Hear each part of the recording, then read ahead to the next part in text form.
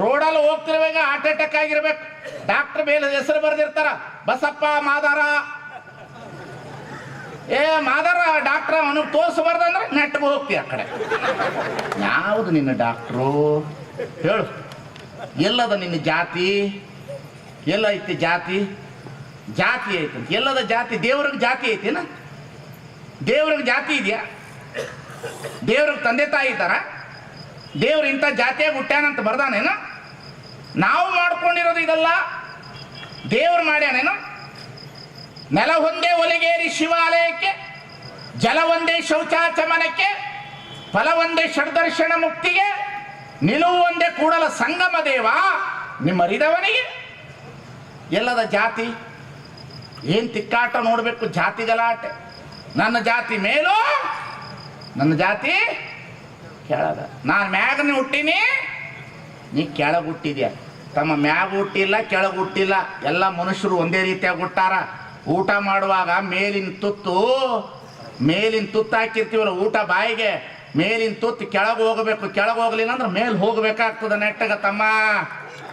ಬಿಟ್ಟು ಬಿಡು ಇಂಥವಲ್ಲ ನಾಟಕ, ಬಿಟ್ಟು ಬಿಡು. ಈ ಜಗತ್ತಿನಲ್ಲಿ ಇಂಥ ಬೂಟಾಟಿಕೆಯನ್ನು ಬಿಡು, ಇಂಥ ನಾಟಕ ಬಿಡು ನೀನು. ಜಾತಿ ಜಗತ್ತಿನಲ್ಲಿ ಯಾವುದು ಗಟ್ಟಿ ಹಿಡಿಯೋದಿಲ್ಲ. ಬುದ್ಧ ಕ್ಷತ್ರಿಯನಾಗಿ ಹುಟ್ಟಿದ, ಮಹಾವೀರ ಕ್ಷತ್ರಿಯನಾಗಿ ಹುಟ್ಟಿದ, ಬಸವಣ್ಣ ಬ್ರಾಹ್ಮಣನಾಗಿ ಹುಟ್ಟಿದ, ಸ್ವಾಮಿ ವಿವೇಕಾನಂದ ಕಾಯಸ್ಥರನಾಗಿ ಹುಟ್ಟಿದ. ಜಾತಿಯನ್ನು ಮೀರಿ ಬದುಕಿದ್ರು, ಧರ್ಮವನ್ನು ಮೀರಿ ಬದುಕಿದ್ರು ಈ ಸಮಾಜದಲ್ಲಿ. ಇವತ್ತು ಹಳ್ಳಿಗಳಲ್ಲಿ ಜಾತಿಯ ಗಲಾಟೆಗಳು, ಧರ್ಮಗಳ ಗಲಾಟೆಗಳು, ಇವೆಲ್ಲವನ್ನು ಮೀರಿ ಬದುಕಬೇಕು ಇವತ್ತು ನಮ್ಮ ಹಳ್ಳಿ. ಇವೆಲ್ಲವನ್ನು ಮೀರಿ ಇವತ್ತು ಬದುಕಬೇಕು. ಬಸವಣ್ಣ ಅದಕ್ಕಾಗಿ ಬಂದ ಈ ಜಗತ್ತಿನಲ್ಲಿ, ಬಸವಣ್ಣ ಅದಕ್ಕಾಗಿ ಹುಟ್ಟಿದ ಈ ಜಗತ್ತಿನಲ್ಲಿ. ಅದಕ್ಕಾಗಿ ಕುವೆಂಪು ಬರೆದರು ಬಸವಣ್ಣನವರ ಬಗ್ಗೆ, ಕಾರ್ತಿಕದ ಕತ್ತಲೆಯಲ್ಲಿ ಆಕಾಶ ದೀಪವಾಗಿ ನೀ ಬಂದೆ, ಬಟ್ಟೆಗೆಟ್ಟವರಿಗೊಂದು ದೊಂದಿದಕ್ಕಾಗಿ 8 ಶತಮಾನಗಳಿಂದ ಓ ಅಧ್ಯಾತ್ಮ ಕ್ರಾಂತಿ ವೀರ, ದೇವ ದಯವೊಂದೇ ಧೀರ ಅವತಾರ ಶ್ರೀ ಬಸವೇಶ್ವರ. ಎಲ್ಲಿದ್ದೀವಿ? ಬಸವಣ್ಣ ಹುಟ್ಟಿದ ನಾಡಿನಲ್ಲಿ ಬಸವಣ್ಣನ ಪರಿಚಯ ಇದೆಯಾ ನಮಗೆ? ನಮಗಿಲ್ಲ. ನಮಗೆ ಬಸವಣ್ಣನ ಪರಿಚಯನೇ ಇಲ್ಲ. ನಮಗ ಏನು ಬಸವಣ್ಣ? ಬಸವಣ್ಣನವರ ಬಗ್ಗೆ 400 ಅಧಿಕೃತವಾದ ಗ್ರಂಥಗಳು, 10,000 ಪುಸ್ತಕಗಳು. ಪುರಾಣದಲ್ಲಿ ಬಸವಣ್ಣ, ವಚನದಲ್ಲಿ ಬಸವಣ್ಣ, ಕಾವ್ಯದಲ್ಲಿ ಬಸವಣ್ಣ, ಗದ್ಯದಲ್ಲಿ ಬಸವಣ್ಣ, ಪದ್ಯದಲ್ಲಿ ಬಸವಣ್ಣ. ಎಂಥವನು ಬಸವಣ್ಣ? ಎಂಥವನು ಬಸವಣ್ಣ? 300 ಜನ ಸೂಳೇರನ ಶರಣೆಯರನಾಗಿ ಮಾಡ, 12,000 ಜನ ವೇಶ್ಯರನ ಶರಣೆಯರನಾಗಿ ಮಾಡ. ಯಾರು ಬರಲಿ ನಮ್ಮವನು ಅಂದ, ಯಾರು ಬರಲಿ ಇವನು ನಮ್ಮವನಂದ. ಮಾದಾರ ಚೆನ್ನಯ್ಯನ ಮಗ ನಾನು ಅಂತಂದ. ಯಾಕಾಗಿ ಬಂದ ಈ ಜಗತ್ತಿನಲ್ಲಿ ಬಸವಣ್ಣ? ಯಾವ ಕಾರಣಕ್ಕಾಗಿ ಬಂದ ಅಂತ ಮಹಾದೇವಿನ ಕೇಳಿದ್ರೆ ಹೇಳ್ತಾಳ, ಈ ಜಗತ್ತಿನಲ್ಲಿ ಬಸವಣ್ಣನವರ ಜನನ ಸಾಮಾನ್ಯವಾದ ಜನನವಲ್ಲವಂತೆ. ಅದಕ್ಕಾಗಿ ಮಹಾದೇವಿ ಹೇಳ್ತಾಳ, ಬಸವಣ್ಣ ಎದಕ್ಕಾಗಿ ಹುಟ್ಟಿ ಬಂದ ಈ ಜಗತ್ತಿನಲ್ಲಿ ಅಂದ್ರೆ, ಶಿವ ಶಿವ ಆದಿ ಅನಾದಿಗಳೆಂಬೆರಡಿಲ್ಲದ ನಿರವಯ ಶಿವ, ನಿಮ್ಮ ನಿಜವನಾರಯ್ಯ ಬಲ್ಲರು. ವೇದಂಗಳಿಗೆ ವೇದ್ಯನು, ಶಾಸ್ತ್ರಗಳಿಗೆ ಅಸಾಧ್ಯನು, ಪುರಾಣ ಕಗಮ್ಯನು, ಆಗಮಕ್ಕೆ ಗೋಚರನು, ತರ್ಕಕ್ಕೆ ವಾಗ್ಮನಾತೀತವಾಗಿಪ್ಪ ಪರಶಿವಲಿಂಗವನು. ಕೆಲವರು ಸಕಲನೆಂಬರು, ಕೆಲವರು ನಿಷ್ಕಲನೆಂಬರು. ಈ ಬಗೆಯ ಭಾವದಿಂದ ಹರಿ, ಬ್ರಹ್ಮ, ಇಂದ್ರ, ಚಂದ್ರ, ಕಾಲ, ದಕ್ಷ, ದೇವ, ದಾನವ, ಮಾನವರೆಲ್ಲರೂ ಕಾಣಲರಿಯದೆ ಭವಭಾರಿಗಳಾಗಿ ಹೋದರು. ಈ ಪರಿಯಲ್ಲಿ ಭವಭಾರಿಗಳಾಗಿ ಹೋಗಬಾರದೆಂದು ಸಂಗನ ಬಸವಣ್ಣ ಜಗದಿತ್ಯಾರ್ಥಕ್ಕಾಗಿ ಮರ್ತ್ಯಕವತರಿಸಿದ. ಈಗ ಬಂದ ಬಸವಣ್ಣ. ಬಸವಣ್ಣ ಯಾರ ಪರವಾಗಿ ಬಂದ? ಹೆಣ್ಣು ಮಕ್ಕಳ ಪರವಾಗಿ ಬಂದ, ಹೆಣ್ಣು ಮಕ್ಕಳ ಧ್ವನಿಯಾಗಿ ಬಂದ, ಮೂಢನಂಬಿಕೆಯನ್ನು ತೆಗಿಲಿಕ್ಕೆ ಬಂದ, ಅಜ್ಞಾನವನ್ನು ತೆಗಿಲಿಕ್ಕೆ ಬಂದ, ಸುಜ್ಞಾನದ ಕೆಳಗೆ ಬಂದ. ನೋಡಬೇಕು ಏನು ಮೂಢನಂಬಿಕೆ ನಮ್ಮ ಜನರಲ್ಲಿ, ಏನು ಮೂಢನಂಬಿಕೆ. ಎಡಗಾಲು ಕನಿಷ್ಠ, ಬಲಗಾಲು ಶ್ರೇಷ್ಠ. ಮದುವೆ ಮಾಡಿಕೊಂಡು ಬಂದು ಹೆಣ್ಮಗಳು ಎಡಗಾಲ ಹಾಕ್ತಾಳೋ, ಬಲಗಾಲ ಹಾಕ. ಇನ್ನು ಮೇಲೆ ಮದುವೆ ಆದ ಹೆಣ್ಮಗಳು ಎಡಗಾಲ ಹಾಕ್ಬೇಡ್ರಿ, ಬಲಗಾಲ ಹಾಕ್ಬೇಡ್ರಿ, ಕಪ್ಪೆ ಹಾರ್ದಂಗೆ ಹಾರಿಬಿಡ್ರಿ. ಎಡಗಾಲ ಕನಿಷ್ಠ, ಬಲಗಾಲು ಶ್ರೇಷ್ಠ. ಎಡಗೈ ಕನಿಷ್ಠ, ಬಲಗೈ ಶ್ರೇಷ್ಠ. ಬೆಳಿಗ್ಗೆ ಸ್ಟ್ರೈಕ್ ಮಾಡ್ಬೇಕು ಗೊತ್ತಾಗ್ತದೆ ಒಂದು ದಿನ. ನಿಮ್ಮ ಕೈಗಳಲ್ಲ, ಎಡಗೈ ಕನಿಷ್ಠ ಅಂತ, ಶತಶತಮಾನದಿಂದ ಎಡಗೈ ಕನಿಷ್ಠ ಅಂದಂತಹ ಈ ರಾಷ್ಟ್ರದೊಳಗಡೆ ಬಸವಣ್ಣ ಎಡಗೈಯನ್ನ ಲಿಂಗದ ಗದ್ದಿಗೆ ಆಗಿ ಪರಿವರ್ತಿಸಿದ ಅನ್ನತಕ್ಕಂಥದನ್ನ ಅರ್ಥ ಮಾಡಿಕೊಳ್ಳಬೇಕಾಗಿದೆ. ಎಡಗೈ ಕನಿಷ್ಠ ಅಂತ. ಇದು ಹೆಣ್ಮಕ್ಳು ನೋಡ್ಬೇಕು, ಅವ್ರನ್ನೇ ಮೋಸ ಮಾಡೋದ್ರಿ. ನಿಮ್ಮನ್ನು ಎದುರಿಸೋದೇನು ದೊಡ್ಡ ಮಾತಲ್ಲವ. ನೀವು ಬೆಳಗ್ಗೆ ಎದ್ದು ಕೂಡಲೇ ನಿಮ್ಮ ಮನೆ ಮುಂದೆ ಒಂದು ಇದ್ಲು, ಒಂದು ಮೆಣಸಿನಕಾಯಿ, ಒಂದು ಮೊಟ್ಟೆ ಹೊಡೆದಿಟ್ರೆ ಸಾಕು ಡರ್ ಅಂತೀರಿ ನೀವು. ಒಂದು ಯಾದ್ರಿ ಅತ್ತ ನಡಗೋಗ್ತೀರಿ. ಒಂದು ಇದ್ಲು ಎದುರಿಸ್ತದೆ ನಿಮ್ಮನ್ನ, ಒಂದು ಮೆಣಸಿನಕಾಯಿ ಎದುರಿಸ್ತದೆ ನಿಮ್ಮನ್ನ. ಯಾಕೆ ಭಯ ಪಡ್ತೀರಿ? ಎಲ್ಲದ ಭಯ? ಏನದ? ಇವತ್ತು ಹುಟ್ಟಿದೀವಿ, ನಾಳೆ ಸಾಯ್ತೀವಿ. ನಾಳೆ ಬಪ್ಪುದು ನಮಗೆ ಹಿಂದೆ ಬರಲಿ, ಇಂದು ಬಪ್ಪುದು ನಮಗೆ ಈಗಲೇ ಬರಲಿ. ಇದಕ್ಕಾರಂಜುವರು, ಇದಕ್ಕಾರಳುವರು. ಇವತ್ತು ಹುಟ್ಟಿದೀವಿ, ನಾಳೆ ಸಾಯ್ತೀವಪ್ಪ. ಏನು ನಮ್ಮ ಜನ್ಮ? ಬಸವಣ್ಣ ಏನು ಹೇಳ್ದ ಅನ್ನೋದನ್ನೇ ನಾವು ಮರ್ತು ಬಿಟ್ಟ ನಾವು. ಅದರಲ್ಲಂತೂ ಮದುವೆ ಮಾಡೋ ಟೈಮ್ನಲ್ಲಿ ಈ ನೋಡಕ್ ಬಂದಿರ್ತಾರಲ್ರಿ, ಹೆಣ್ಮಕ್ಳ ಕೈ ನೋಡ್ತಾರಲ್ರವ, ನಿಮ್ಮ ಕೈ ನೋಡ್ತಾರೆ. ಈಕೆ ಬಂದ ಮೇಲೆ ಮನೆ ಬೆಳಗ್ತದೋ ಇಲ್ಲೋ, ರೊಕ್ಕ ಬರ್ತದೋ ಇಲ್ಲೋ, ಈಕೆ ಬಂದ ಮೇಲೆ ಮನೆ ಉದ್ಧಾರ ಆಗ್ತದೋ ಇಲ್ಲೋ ಅಂತ ನಿಮ್ಮ ಮುಂದೆ ಮೋಸ ಮಾಡ್ತಾರೆ. ಇನ್ಮೇಲೆ ಇವನು ಕೈನು ನೋಡ್ಬೇಕು. ಇದೇನು ಮಟ್ಕ ಆಡಿದ ಕೈಯೋ, ಗುಟ್ಕ ಆಡಿದ ಕೈಯೋ, ಇಸ್ಪೇಟ ಆಡಿದ ಕೈಯೋ? ಯಾಕೆ ಹೆಣ್ಣು ಮಕ್ಕಳನ್ನ ಯಾಕೆ ಶೋಷಣೆ ಮಾಡಬೇಕು? ಹೇಳ್ರಿ ನೋಡ. ನೆಮ್ಮದಿಯಾಗಿ ಬಿಟ್ಟಾರೇನೋ? ಇಲ್ಲ. ಎಡಗಾಲ ಹಾಕಿದ್ರು ತಪ್ಪು. ಬೆಳಗ್ಗೆ ಎದ್ದ ಪಂಚಾಂಗ ಹೇಳೋರು ನೋಡ್ಬೇಕು, ಒಬ್ಬೊಬ್ರು ಒಂದೊಂದು ನಾಮ ಹಾಕೊಂಡು ಕುಂತಿರ್ತಾರೆ ಕಳ್ರು. ಇನ್ನೇನು ಸಗತ್ತೀನಿ ಉದ್ಧಾರ ಮಾಡಿ ಬಿಡ್ತೀವಿ ಅಂತ ಕುಂತಿರ್ತಾರೆ. ಅವ್ರು ಇಲ್ದಿರೋದೆಲ್ಲ ಹೇಳ್ತಾ ಇರ್ತಾರೆ. ನೋಡ್ಬೇಕು, ನಮ್ಮ ಹೆಣ್ಮಕ್ಳು ಪೂಜೆ ಮಾಡಬೇಕಾದ್ರೆ ಕೆಂಪು ಹೂವೇ ಬೇಕು, ಬಿಳಿ ಹೂವೇ ಬೇಕು, ಅಂಥ ಹೂವೇ ಬೇಕು, ಇಂಥ ಹೂವೇ ಬೇಕು. 4 ಗಂಟೆಗೆ ವಾಕಿಂಗ್ ಹೋಗಿ ಬಂದ ಮೇಲೆ ಮಂದಿ ಕಾಂಪೌಂಡಿಂದ ಹೂ ಕಿತ್ಕೊಂಡು ಬಂದು ಪೂಜೆ ಮಾಡಿಬಿಟ್ರೆ ದೇವ್ರು ಹೊಲ್ದು ಬಿಡ್ತಾನ. ನಮ್ಮ ಅಜ್ಞಾನ, ನಮ್ಮ ಅವಿವೇಕಿತನ. ಸ್ವಾಮಿ, ಜಗತ್ತಿನಲ್ಲಿ ಪೂಜೆ ಅಂದ್ರೆ ಏನು ಅಂತಂದ್ರೆ ಒಬ್ಬರ ಮನವ ನೋಯಿಸಬೇಡ, ಒಬ್ಬರ ಮನೆ ಹಾಳು ಮಾಡಬೇಡ. ಬಸವಣ್ಣ ಹೇಳ್ದ. ಪೂಜೆ ಅಂದ್ರ ದೇವ್ರ ಪೂಜೆ ಮಾಡೋದಲ್ಲ, ಒಬ್ಬರ ಮನವ ನೋಯಿಸದವನೇ, ಒಬ್ಬರ ಮನೆಯ ಘಾತವ ಮಾಡದವನೇ ಪರಮ ಪಾವನ. ನೋಡ, ಮಾಡೋದಲ್ಲ ಮಾಡಿಬಿಟ್ಟು ಕಾಶಿಗೆ ಹೋಗಿ ಜಳಕ ಮಾಡಿ ಬಂದ್ರೆ ಪಾಪ ಪರಿಹಾರ ಆಗ್ತದಂತೆ. ಏನಿಲ್ಲ, ಕಾಶಿಲ್ ಪಾಪ ಮಾಡಿದಾರೆ ಏನು ಬಿಜಾಪುರಕ್ಕೆ ಬರ್ಬೇಕೇನೋ ಗೋಳ್ಗೊಂಬಿಟ್ಟಿಗೆ ಜಳಕ ಮಾಡಕ್ಕ? ಮೀಪರೆ ಪೋಪರೆ ಅದೇನು ಕೆಸರೆ? ಸ್ವಾಮಿ, ಈ ಬಲ್ಪ್ ಎಷ್ಟು ಉರಿದದಂತ ಬಲ್ಪ್ ನೋಡಬಾರ್ದು, ಮೀಟ್ರ್ ನೋಡ್ಬೇಕು. ನೀನು ಏನು ತಪ್ಪು ಮಾಡಿದೆ ಅಂತ ದೇವ್ರ ಹತ್ರ ಹೋಗಿ ಹೇಳಬೇಡ, ನಿನ್ನ ಮನಸ್ಸೊಳಗೆ ನಿಂತು ನೋಡು, ನಾನು ಏನು ಒಳ್ಳೆಯವನು ಕೆಟ್ಟವನು ಅನ್ನೋತಕ್ಕಂಥ ಮಾತನ್ನು ಹೇಳ್ತದೆ ಈ ಜಗತ್ತಿನಲ್ಲಿ. ಬರೀ ಢಾಂಬಿಕ ಪೂಜೆ. ಅದಕ್ಕೆ ಬರದ ಸರ್ಪಭೂಷಣ ಶಿವೆಗಳು. ಮನ ಒರೆಯದ ಕಳ್ಳತನವಿಲ್ಲ, ಬಿಡು ಬಾಹ್ಯದೊಳು ಡಂಬವ, ಮಾನಸದೊಳು ಗೆಡಬಿಡದರಿ ಶಂಭುವ, ಒಡಲೋಲ್ ವಂಚಿಸಿ ಹೊರಗೆ ನೀ ಕೀರ್ತಿಯ ಪಡೆದರ ಶಿವ ನಿನ ಒಲಿವ ನಿಮರುಳೆ. ಏನು ಮಾಡಬಾರ್ದು ಮಾಡೋದು? ಊರು ತುಂಬ 2 ಊದಿನ ಕಡ್ಡಿ ತಗೊಂಡು ಸುತ್ತೋದು, ಬುರ್ರ ಬುರ್ರ ಬುರ್ರ ಬುರ್ರ ಅಂತ. ಪೂಜೆ ಮಾಡಿದ್ರು, ಸೊಸೈಟಿ ಸೀಮಣೆ ಹಾಕಿ ಸುಟ್ಟಿದೆ. ಪೂಜೆ ಮಾಡಿದು. ಪಾಪ ಗಂಡ ದುಡ್ಕೊಂಡು ಬಂದ್ರೆ ಉಂಡು ಮಲಗ್ತೇ ಇಲ್ಲ, ಅವ ಪಾಪ ಉಂಡು ಮಲಗ್ತವೆ. ಇವು ಕುಂತಾವಲ್ರಿ, ಇವು ನಮ್ಮೆದ್ರಿಗೆ ಹಾವು ಅಂತವ್ರಿ, ಮನೆಗೆ ಹೋದ್ರೆ ಸುಮ್ಮನೆ ಇರ್ತಾವ್ರಿ. ಇವು ಊರಿಗೆ ರಾಜ, ಮನೆಗೆ ಪಿಂಜಾರ ಆಗ್ಯಾವ ಇವು. ಜಗತ್ತಿನಲ್ಲಿ ಏನದ? ನಿಮ್ಮ ಮನಸ್ಸೊಳಗೆ ಹೋಗಿ ನೋಡ್ರಿ, ನಾವು ಎಷ್ಟು ಕಳ್ರಿದ್ದೀವಿ ಅಂತ. ಸ್ವಾಮಿನ ಹಿಡ್ಕೊಂಡು ಮಾತಾಡೋ, ಸ್ವಾಮಿನ ಹಿಡ್ಕೊಂಡು ಹೇಳ್ತೀವಿ. ಭಾಳ ಸ್ವಾಮಿಗಳು ಭಾಳ ಹೇಳ್ತೀವಿ ನಾವು. ಏನು ಆಶೀರ್ವಚನ ನೋಡ್ಬೇಕು ನಮ್ಮದು, ನಮ್ಮ ಆಶೀರ್ವಚನಗಳು ಸ್ವಾಮಿಗಳದು. ತಿಳಿದವರು ತಿಳಿಯಲಾರದವರಿಗೆ ತಿಳಿಯದಂತೆ ಉಪದೇಶ ಮಾಡುವುದೇ ಆಶೀರ್ವಚನ. ತಿಳಿತಿಲ್ಲ, ನಾವು ಭಾಳ ಹೇಳ್ತೀವಿ. ಏನು ಹೇಳಿದ ಗೋಳು ಗುಮ್ಮಟ ಕಟ್ಟೋದು, ಅದನ್ನು ಕಟ್ಟೋದು, ಇದನ್ನು ಏನು ಕಟ್ಟಿದೆ ತಮ್ಮ? ಗುಡಿ ಕಟ್ಟೋದಲ್ಲ, ಮಸೀದಿ ಕಟ್ಟೋದಲ್ಲ, ಮನಸ್ಸುಗಳನ್ನು ಕಟ್ರಿ, ಮಾನವತೆಯನ್ನು ಕಟ್ರಿ, ಮನುಷ್ಯನ ಬದುಕನ್ನು ಕಟ್ರಿ, ಕುಟುಂಬ ಕಟ್ರಿ. ಈ ಜಗತ್ತಿನಲ್ಲಿ ಕುಟುಂಬ ಕಟ್ರಿ. ಇವತ್ತು ಕುಟುಂಬ ಕಟ್ರಿ. ಜಗತ್ತಿನಲ್ಲಿ ಎಷ್ಟು ನನಗೆ ಅನ್ಯಾಯ ಅನ್ನಿಸ್ತದೆ ಒಂದೊಂದ್ಸಲ. ಈಗ ನಾನು ಈ ಊರಿಗೆ ಬರ್ಬೇಕಾದ್ರೆ ಭಾಳ ಜನ ಹೇಳಿರ್ಬೋದು, ಎದಕ್ಕೆ ಕರ್ಸ್ಯಾರ ಇವನ್ನ, ಎದಕ್ಕೆ ಬರ್ರಕತ್ತಾನ, ಏನು ಇಲ್ಲಿ ಬಂದು ಕುಂತಿರಲ್ಲ, ಇವ ಏನು ಹೇಳತ್ತಾನಂತ ಕೇಳಕ್ಕೆ ಬಂದು ಭಾಳ ಮಂದಿ ಕುಂತಾರ. ಇವನ್ ಏನು ಹೇಳ್ಬೋದು ಅಂತ ಕೇಳಕ್ಕೆ ಭಾಳ ಮಂದಿ ಕುಂತಾರ. ಅಂತವ ಇನ್ನೇನು ಮಾಡ್ಬೇಕು? ಒಂದು ಮೊಬೈಲ್ ಹಿಡ್ಕೋತಾವ, ಒಂದು 100 ರೂಪಾಯಿ ಜೀನ್ಸ್ ಪ್ಯಾಂಟು, ಅರ್ಧ ಟೀ ಶರ್ಟು, ಬಾಯಾಗ ಒಂದಿಷ್ಟು ತಂಬಾಕು, ಪುಷ್ಕೊಂತ ಹೋಗಿತ್ತಿರ್ತಾವ. ಏನಪ್ಪ ಅಂತವ ಮೈಯಾಗ ರಕ್ತ ಇರಲ್ಲ, ಜೋಬಾಗ 100 ರೂಪಾಯಿ ರೊಕ್ಕ ಇರಲ್ಲ ಮಗನ ಹತ್ರ ದಿಮಾಕ ಮಾಡ್ತಾನೆ ಈ ಜಗತ್ನಾಗ. ತಮ್ಮ ಏನು ಕಲ್ತಿ ಬಾ.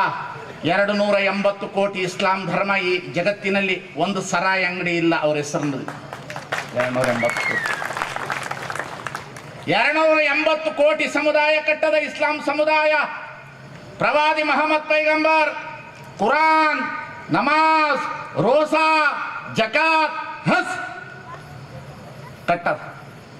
ನಾನು ವಿದೇಶ ಸುತ್ತು ಬಂದಿದ್ದೀನಿ, ಎಲ್ಲ ಕಡೆ ಸುತ್ತು ಬಂದಿದ್ದೀನಿ, ಇಡೀ ಜಗತ್ತು ಸುತ್ತಿದ್ದೀನಿ. ಎಲ್ಲೆಲ್ಲೂ ಇಸ್ಲಾಂ ಧರ್ಮದವರು ಸರಾಯಿ ವ್ಯಾಪಾರ ಮಾಡೋದಿಲ್ಲ. ನಮ್ಮದು ಹಣೆ ಬಾರ.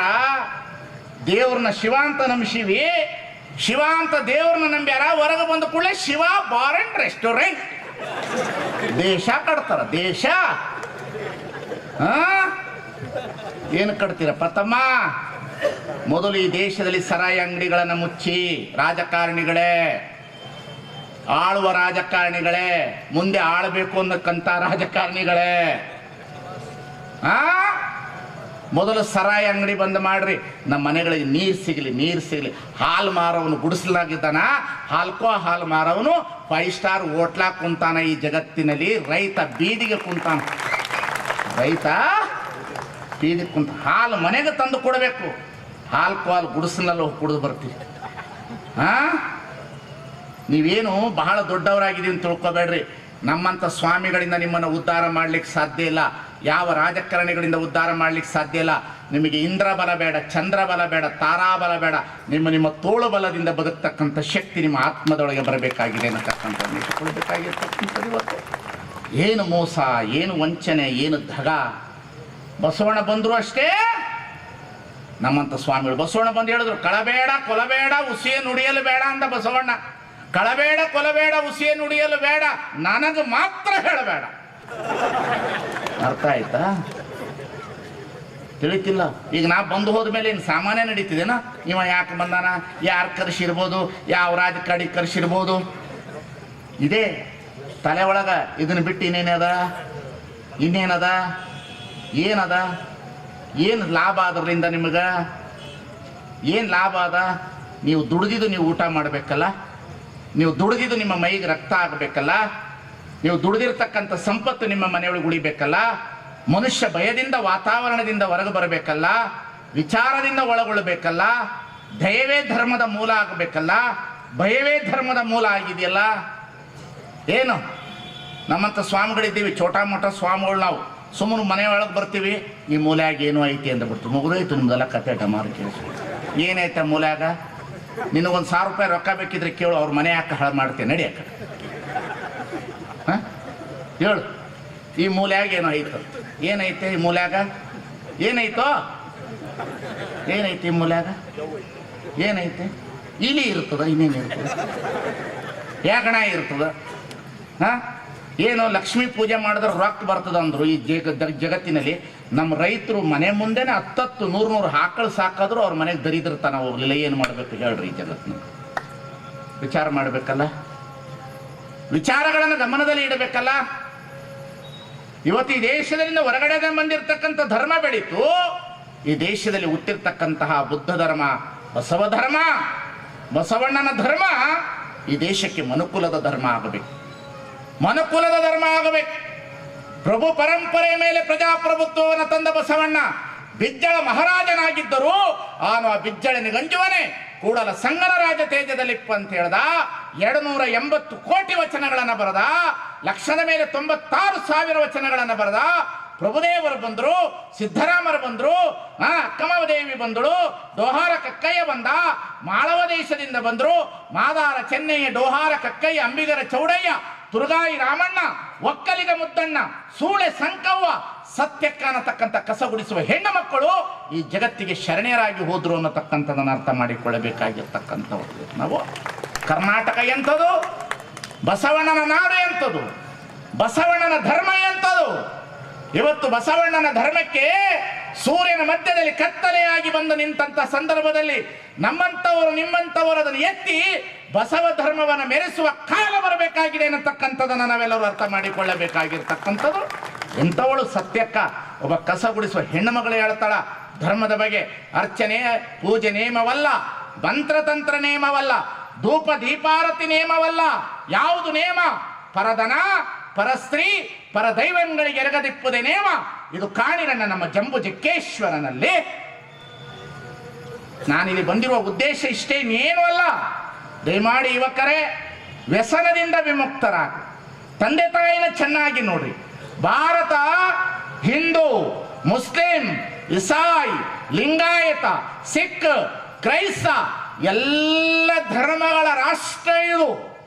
ಈ ರಾಷ್ಟ್ರ ಧರ್ಮಾಧಾರಿತವಾಗಿ ರಾಷ್ಟ್ರ ಮೆರೀಲಿಕ್ಕೆ ಬರೋದಿಲ್ಲ. ಈ ರಾಷ್ಟ್ರ ಭಾವೈಕ್ಯತೆ ಮತ್ತು ಅಭಿವೃದ್ಧಿಯ ಪರವಾಗಿ ನಿಲ್ಲಬೇಕಾಗ್ತದೆ ಅನ್ನತಕ್ಕಂಥದ್ದು ನಾವೆಲ್ಲರೂ ಅರ್ಥ ಮಾಡಿಕೊಡ್ಬೇಕು. ಒಂದು ಪಕ್ಷ ಇಸ್ಲಾಮರನ್ನ ವಿರೋಧಿಸಿ ಈ ದೇಶವನ್ನು ಕಟ್ಟುತ್ತೇನೆ ಅಂತ ಹೇಳಿದ್ರೆ ಆಗೋದಿಲ್ಲ, ಅಥವಾ ಇಸ್ಲಾಮರು ಹಿಂದೂಗಳನ್ನು ವಿರೋಧಿಸಿ ದೇಶವನ್ನು ಕಟ್ತೀನಿ ಅಂತ ಹೇಳಿದ್ರೆ ಅವರ ಕೈಯಲ್ಲೂ ಸಾಧ್ಯವಿಲ್ಲ.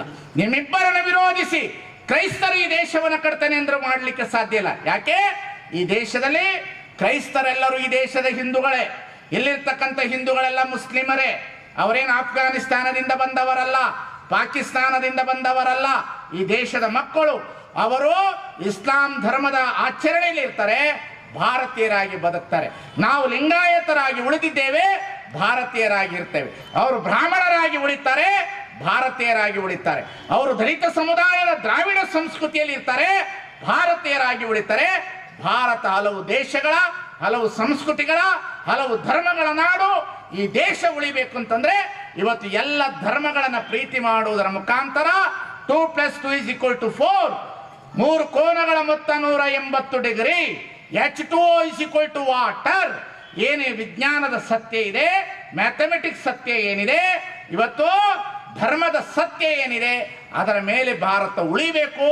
ನಮ್ಮಂತ ಕೆಲವು ಸ್ವಾಮಿಗಳು ಇಲ್ಲದಿಲ್ಲದರನ್ನು ಹೇಳಿ ಸಮಾಜವನ್ನು ಒಡೆಯುವ ವ್ಯವಸ್ಥೆಗೆ ಬಂದಂಥ ದಿನಮಾನ ಕಾಲದಲ್ಲಿ ನಮ್ಮ ಮಾತುಗಳು ನಿಮಗೆ ಕ್ಷಣಿಕ, ರಾಜಕಾರಣಿಗಳ ಮಾತು ನಿಮಗೆ ಕ್ಷಣಿಕ. ಆದರೆ ಊರೊಳಗಡೆ ನಾವೆಲ್ಲರೂ ಕೂಡಿ ಬದುಕಬೇಕಂದ್ರೆ ನಾವೆಲ್ಲರೂ ಧರ್ಮದವರ ಜೊತೆಯಲ್ಲಿ ಇರಬೇಕು, ಎಲ್ಲ ಜಾತಿಯವರ ಜೊತೆ ಕೂಡಿ ಬಾಳಬೇಕು, ಎಲ್ಲರ ಜೊತೆಯ ಸಂಸ್ಕೃತಿಯನ್ನು ಇಟ್ಟುಕೊಳ್ಳಬೇಕು. ಆಗ ಮಾತ್ರ ನಾವು ಉಳಿತೇವೆ. ಒಬ್ಬರನ್ನ ಓಡಿಸಿ ಒಬ್ಬರನ್ನ ಇಡ್ತೇವೆ ಅಂತಂದ್ರೆ ಭಾರತ ಎಂದೆಂದೂ ಸಾಧ್ಯವಿಲ್ಲ ಅನ್ನತಕ್ಕಂಥ ಮಾತನ್ನ ನೀವೆಲ್ಲರೂ ಅರ್ಥ ಮಾಡಿಕೊಳ್ಳಬೇಕನ್ನತಕ್ಕಂಥ ಮಾತನ್ನಲಿಕ್ಕೆ ನಾನು ಇಷ್ಟಪಡ್ತೇನೆ. ಇದನ್ನು ಮೀರಿದ ಏನೂ ಇಲ್ಲ. ದಯಮಾಡಿ ಹೆಣ್ಣು ಮಕ್ಕಳು ಆದಷ್ಟು ಮೂಢನಂಬಿಕೆಯಿಂದ ಹೊರಗೆ ಬನ್ನಿ. ಭಾಳ ಹೆದರಬೇಡ್ರಿ. ಧರ್ಮ ದೇವರು ನಮಗೆಲ್ಲರಿಗೂ ಕರುಣೆ ಇಟ್ಟಿದ್ದಾನೆ, ನಮ್ಮನ್ನೆಲ್ಲರನ್ನು ಕಾಪಾಡ್ತಾನೆ. ಆವ ವಿದ್ಯೆ ಕಲಿತಡೇನು, ಸಾವ ವಿದ್ಯೆ ಬೆನ್ನ ಬಿಡದನಕ್ಕ ಅಂತದ್ದು. ಇವತ್ತು ನಾವು ಯಾವ ವಿದ್ಯೆ ಕಲಿತರೇನು, ಸಾವು ಅನ್ನೋದು ಬೆನ್ನಲ್ಲಿ ಕಟ್ಟಿಕೊಂಡು ಬಂದಿದ್ದೇವೆ.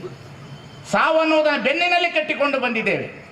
ನಾವು ಎಚ್ಚರದಿಂದಿರಬೇಕು, ಬಹಳ ಎಚ್ಚರದಿಂದಿರಬೇಕು. ನೋಡಿ, ನೀವು ಪ್ರತಿದಿನ ಊಟ ಮಾಡುವಾಗ ತಟ್ಟೆಯಲ್ಲಿ ಅನ್ನ ಹಾಕ್ತಾರಲ್ಲ, ಅನ್ನವನ್ನು ನಿಮ್ಮ ಕೈಯಲ್ಲಿ ಹಿಡಿದುಕೊಂಡು ಊಟ ಮಾಡುವಾಗ ಇದು ನಿನ್ನ ಬೆವರಿನ ಹನಿಯೋ ಪರರ ಕಣ್ಣೀರೋ? ವಿಚಾರ ಮಾಡಿಬಿಡಿ. ಸುಮ್ಮನೆ ಊಟ ಮಾಡುವಾಗ ಇದು ನಿನ್ನ ಬೆವರ ಹನಿಯೋ ಪರರ ಕಣ್ಣೀರು? ಬಹಳ ಚೆನ್ನಾಗಿ ಗಮನ ಇಟ್ಟು ಹೋಗಿ, ಬಹಳ ಚೆನ್ನಾಗಿ ಎಚ್ಚರದಿಂದಿರಿ. ಮುಂದಿನ ದಿನಮಾನ ಕಾಲದಲ್ಲಿ ಈ ದೇಶವನ್ನು ಕಟ್ಟಬೇಕಾದ್ರೆ ಹಿಂದೂಗಳು, ಮುಸ್ಲಿಮರು, ಕ್ರೈಸ್ತರು, ಕುರುಬರು, ಲಿಂಗಾಯತರು, ದಲಿತರು, OBCಗಳು ಎಲ್ಲರೂ ಕೂಡೇ ಬದುಕಬೇಕು. ಎಲ್ಲರೂ ಕೂಡಿ ಬದುಕು. ಇಲ್ಲ ಅಂತಂದ್ರೆ ಬಹಳ ತೊಂದರೆ ಇದೆ. ಧರ್ಮಗಳ ತಿಕ್ಕಾಟ ಬರ್ತಾ ಇದೆ. ಧರ್ಮಗಳನ್ನು ಒಡೆಯುವ ಮನಸ್ಸುಗಳು ಬರ್ತಾ ಇದೆ. ಧರ್ಮಗಳನ್ನು ಒಡೆದು ಆಳುವ ಮನಸ್ಸುಗಳು ಇವತ್ತು ಸಮಾಜವನ್ನು ಕಟ್ಟಲಿಕ್ಕೆ ಪ್ರಯತ್ನ ಪಡ್ತಾ ಇದ್ದಾರೆ. ಇದನ್ನು ಮೀರಿ ಇವತ್ತು ನಾವು ಬರಬೇಕಾಗಿದೆ. ಇವತ್ತು ಬಸವಣ್ಣನ ಧರ್ಮದಿಂದ ಮಾತ್ರ ಸಾಧ್ಯ. ಬಸವಣ್ಣನ ಧರ್ಮ ರಾಷ್ಟ್ರ ಧರ್ಮವಾಗ್ತದೆ. ಈ ದೇಶವನ್ನು ಉಳಿಸಿದವನು ಅಂಬೇಡ್ಕರ್, ಈ ದೇಶವನ್ನು ಉಳಿಸಿದವನು ಬಸವಣ್ಣ. ಅವತ್ತೇ ಬಸವಣ್ಣ ದಲಿತರಿಗೆ ಲಿಂಗವನ್ನು ಕಟ್ಟಿ ಮತಾಂತರ ಆಗಬಾರದು, ಇವರೆಲ್ಲರೂ ನಮ್ಮ ಮಕ್ಕಳು ಅನ್ನತಕ್ಕಂತಹ ಹೊಸ ಧರ್ಮದ ಸೆಲೆಯನ್ನು ತಂದು 770 ಅಲ್ಲ, ಲಕ್ಷದ ಮೇಲೆ 96,000 ಜನಗಳ ಹರಳೆಯನ ಮನೆಯಲ್ಲಿ ಊಟ ಮಾಡುವುದರ ಮುಖಾಂತರ ಭಾವೈಕ್ಯತೆಯನ್ನು ಮೆರೆದಿರ್ತಕ್ಕಂಥ ನಾಡು ಅದು ಬಿಜಾಪುರದ ನಾಡು ಅನ್ನತಕ್ಕಂಥದ್ದನ್ನು ನಾವು ಅರ್ಥ ಮಾಡಿಕೊಳ್ಳಬೇಕಾಗಿರ್ತಕ್ಕಂಥದ್ದು. ಅದು ಬಿಜಾಪುರದ ನಾಡು. ಬಸವಣ್ಣನವರ ಬಗ್ಗೆ ಕೆಲಸ ಮಾಡುವವರ ಬಗ್ಗೆ ನಮ್ಮ ಗಮನ ಇರಬೇಕು. ಬಸವಾದಿ ಪ್ರಮತರ ಬಗ್ಗೆ ಗೌರವವನ್ನು ಇಟ್ಟುಕೊಂಡಿರೋರ ಬಗ್ಗೆ ನಮ್ಮ ಗಮನ ಇರಬೇಕು. ಬಸವಣ್ಣನವರೇ ಈ ನಾಡು. ಜವರೇಗೌಡರು ಒಂದು ಮಾತನ್ನು ಹೇಳ್ತಾರೆ, ಬಸವಣ್ಣ ಅಂತಂದ್ರೆ ಕರ್ನಾಟಕದ ಹೀರೋ, ಬಸವಣ್ಣನ ತೆಗೆದು ಬಿಟ್ರೆ ಕರ್ನಾಟಕ ಇಟ್ ಈಸ್ ಝೀರೋ. ಇದು ಏನದ ಥೇಮ್ಸ್ ನದಿ ದಡಿ ಒಳಗಡೆ ಬಸವಣ್ಣನವರ ಮೂರ್ತಿಯನ್ನು ಇಡಬೇಕಾದ್ರೆ ಸೂರ್ಯ ಮುಳುಗದ ಸಾಮ್ರಾಜ್ಯ ಇಂಗ್ಲೆಂಡ್ ದೇಶ, ಬ್ರಿಟನ್ ಸೂರ್ಯ ಮುಳುಗದ ಸಾಮ್ರಾಜ್ಯ ಅದು. ಥೇಮ್ಸ್ ನದಿ ಒಳಗಡೆ ಬಸವಣ್ಣರ ಮೂರ್ತಿ ಇಟ್ಟಾರ ಅಂದ್ರ ತಲೆ ಕೆಟ್ಟದೇನವರಿಗೆ? ಕೆಟ್ಟದೇನವರಿಗೆ? ಸೂರ್ಯ ಮುಳುಗದ ಸಾಮ್ರಾಜ್ಯ ಅದು. ಅಂತಹ ಸ್ಥಳದಲ್ಲಿ ಬಸವಣ್ಣನವರ ಮೂರ್ತಿ ಇಟ್ಟರು. ಕಾರಣ ಏನು? Who is the first social reform of the world. ಬಸವಣ್ಣನವರನ್ನ ಈ ಕರ್ನಾಟಕದ ಜನರಿಗೆ ಅರ್ಥ ಆಗೋದಿಲ್ಲ. ದಯಮಾಡಿ ಹೇಳ್ತಾನೆ, ಬಸವಣ್ಣ ಕರ್ನಾಟಕ ಜನರಿಗೆ ಅರ್ಥ ಆಗೋದಿಲ್ಲ, ವಿದೇಶದವರಿಗೆ ಅರ್ಥ ಆಗ್ತದೆ ಬಸವಣ್ಣ. ಇವತ್ತಲ್ಲ ನಾಳೆ ಬರ್ತದೆ ಬಸವಣ್ಣನವರ ಚಿಂತನೆ. Who is the first social reform of the world? It is not Karl Marx, it is not Lenin, it is not Jyotiba Phule, it is not Janata Dal, it is not Congress, it is not BJP, it is not Nijagunananda Swamiji. Basaveshwara is the first social reform of the world ಅನ್ನತಕ್ಕಂಥ ಕಾಲ ಬರ್ತದೆ. ಎಂಥವನು ಬಸವಣ್ಣ? ಹೆಣ್ಣು ಮಕ್ಕಳ ಧಾರ್ಮಿಕ ಸ್ವಾತಂತ್ರ್ಯತೆ, ದಲಿತೋದ್ಧಾರ, ಶಿಕ್ಷಣ, ಹಿರಿಯರ ಶಿಕ್ಷಣ, ಎಂತೆಂಥವರಿಗೆ ವಚನ ರಚನೆ ಮಾಡ್ದ, ಸೂಳೆಯರನ್ನ ದೇವರು ಅಂತ ಕಂಡ, ರಾಜಕಾರಣಿಯಾದ, ಕರ್ಣಿಕನಾದ, ದಂಡನಾಯಕನಾದ, ಪ್ರಧಾನಮಂತ್ರಿಯಾದ, ಅನುಭವ ಮಂಟಪ ನಿರ್ಮಾಪಕ ಮಾಡ್ದ, ಕಾಶ್ಮೀರದಿಂದ ಕನ್ಯಾಕುಮಾರಿಗೆ ಬಂದರೆ ಅವರನ್ನೆಲ್ಲರನ್ನು ಲೋಹ ಚುಂಬಕ ವ್ಯಕ್ತಿಯಂತೆ ಅನುಭವ ಮಂಟಪ ಕಟ್ಟಿದ, ನಟುವರ ಜಾತಿಯಲ್ಲಿ ಹುಟ್ಟಿದಾದಂಥ ಪ್ರಭುದೇವರನ್ನ ತಂದ, ಕುಡುವಕ್ಕರಿಗೆ ಸಮಾಜದಲ್ಲಿ ಹುಟ್ಟಿದಂಥ ಸಿದ್ದರಾಮೇಶ್ವರನ ಸ್ಥಳಕ್ಕೆ ತಂದ, ವಂಥಾದೇವಿ ಬಂದಳು, ಶೆಟ್ರು ಸಮಾಜದ ಎಲ್ಲ ಜಾತಿಯವರನ್ನ ಏಕಕಾಲದಲ್ಲಿ ಲಿಂಗದ ರಾಶಿಯನ್ನು ಮಾಡದ, ಜಾತಿಯನ್ನು ತೆಗೆದು ಹೋಗದ ಬಸವಣ್ಣ ಏನು ಕೆಲಸ ಮಾಡ್ದ ಸ್ವಾಮಿ? ನಾವೆಲ್ಲೋ ಅಲ್ಪರು, ನಾವು ಅಲ್ಪರು. ಬಸವಣ್ಣನ ಬಗ್ಗೆ ಅರಿವಿಲ್ಲದವರು ನಾವೆಲ್ಲರೂ, ಬಸವಣ್ಣನ ಬಗ್ಗೆ ಅರಿವಿಲ್ಲದವರು. ಇದೇ ಮಂಡಿಗೆ ಮಾದಿರಾಜನ ಜನ್ಮಸ್ಥಳದಲ್ಲಿ ಹುಟ್ಟಿದಂಥವನು ಬಸವಣ್ಣ. ಎಂಥವನು? ಜಯ ಬಸವೇಶ ಭಕ್ತಜನ ಭಾಗ್ಯ ಶುಭೋದಯ, ಲಿಂಗ ತತ್ವ ನಿರ್ಣಯ ಪರಮಾವತಾರ, ಶರಣಾಗತ ರಕ್ಷಕ, ಚಿದ್ಗನ ಪ್ರವಾಮಯ, ಜಗದಾದಿದೇಶಿಕ, ಪುರಾತನ ಪುಂಗವ, ಶಾಂಭವೈ ಪುರಾಶ್ರಯ, ಜಯ ಸೋಮನಾಥ, ಜಯ ದೇವ, ಜಯಾವಿರತಂ ಶಿವಾದವ. ಏನು ಸ್ವಾಮಿ? ಎಲ್ಲಿ ಸಂಸ್ಕೃತಿ? ಕರ್ನಾಟಕ ಅಂದ್ರೆ ಬಸವಣ್ಣ, ಬಸವಣ್ಣ ಅಂದ್ರೆ ಕರ್ನಾಟಕ. ಎಂಥವನು ಬಸವಣ್ಣ? ಯಾರ ಮನೆಗೆ ಹೋದ ಸ್ವಾಮಿ? ಯಾರ ಮನೆಗೆ ಹೋದ? ಗಂಡ ಸತ್ತಂತ ಹೆಣ್ಣು ಮಗಳನ್ನು ತಲೆಬೋಳಿಸಿ ಕೂರಿಸುವಂತ ದಿನಮಾನ ಕಾಲದಲ್ಲಿ ಹೆಣ್ಣಿಗೆ ಸಮಾನತೆಯನ್ನು ಕೊಟ್ಟ, ಹಡದ ತಾಯಿಗೆ ಸಮಾನತೆಯನ್ನು ಕೊಟ್ಟ, ಮಹಾದೇವಿಗೆ ಸಮಾನತೆಯನ್ನು ಕೊಟ್ಟ, ಮಾದಾರ ಚೆನ್ನೈನ ಮನೆಯಲ್ಲಿ ಹುಟ್ಟಿದಂಥ ಮಗುವಿಗೆ ಸಮಾನತೆ ಕೊಟ್ಟ, ಒಂದು ಪ್ರಾಣಿಗೆ ಸಮಾನತೆ ಕೊಟ್ಟ. ಕಾಗೆಯೊಂದು ಅಗುಳ ಕಂಡರೆ ಕೂಗಿ ಕರೆಯದೆ ತನ್ನ ಬಳಗವನಲ್ಲವನು, ಕೋಳಿ ಒಂದು ಗುಟುಕು ಕಂಡರೆ ಕೂಗಿ ಕರೆಯದೆ ತನ್ನ ಕುಲವನ್ನೆಲ್ಲವನು. ಶಿವಭಕ್ತನಾಗಿದ್ದು ಭಕ್ತಿ ಪಕ್ಷವಿಲ್ಲದಿದ್ದರೆ ಆ ಕಾಗೆ ಕೋಳಿಗಳಿಗಿಂತ ಕಷ್ಟ ಕಾಣ ಕಲಿದೇವರ ದೇವ. ಎಲ್ಲಿ ಮಡಿವಾಳ ಮಾಚಿದೇವ? ಎಲ್ಲಿ ಅಂಬಿಗರ ಚೌಡಯ್ಯ? ಎಲ್ಲಿ ತುರ್ಗಾಯಿ ರಾಮಣ್ಣ? ಎಲ್ಲಿ ಒಕ್ಕಲಿಗ ಮುದ್ದಣ್ಣ? ಎಲ್ಲಿ ಕುರುಬ ಗೊಲ್ಲಾಳೇಶ? ಎದ್ದೇಳಿ ಕಣ್ಮಡಿಯ ಜನ. ಬಸವ ಧರ್ಮ ಅಂದ್ರೆ ಅದು ವಿಶ್ವಧರ್ಮ. ಬಸವ ಧರ್ಮ ಅಂದ್ರೆ ಅದು ಮನುಕುಲದ ಧರ್ಮ. ಬಸವ ಧರ್ಮ ಅಂದ್ರೆ ಮಾನವೀಯ ಮೌಲ್ಯದ ಧರ್ಮ. ಕಾಗೆಯನ್ನ ಚಾಂಡಾಳ ಪಕ್ಷಿ ಅಂತ ಕರೆದೋ ನಾವು. ಕಾಗೆಯನ್ನ ಚಾಂಡಾಳ ಪಕ್ಷಿ ಅಂತ ಕರೆದು, ಸತ್ತಾಗ ಕಾಗೆ ಪಿಂಡ ಇಟ್ರ ಕಾಗೆ ಬಂದು ತಿಂದ್ರ ನಮ್ಮ ಮುತ್ಯ ತಿಂದ ಅಂತೀರಿ. ಅದೇ ಕಾಗೆ ನಿಮ್ಮ ಮನೆಯೊಳಗೆ ಬಂದ್ರೆ ನಮ್ಮ ಮುತ್ಯ ಬಂದ ಅಂತ ಹಾಕಿರಬಾರ್ದು. ಅಜ್ಞಾನ ಅಲ್ಲೇನಿ ಜಗತ್ತಿನಲ್ಲಿ? ತಲೆ ಕೆಟ್ಟದ ನಮಗ? ಒಂದು ಕಾಗೆ ಸಮಾಜದಲ್ಲಿ ಬದುಕ್ತು, ಒಂದು ಇರುವೆ ಕೂಡಿ ಬದುಕ್ತು, ಒಂದು ಕೋಳಿ ಒಂದು ಗುಟುಕು ಕಂಡರೆ ಕೂಗಿ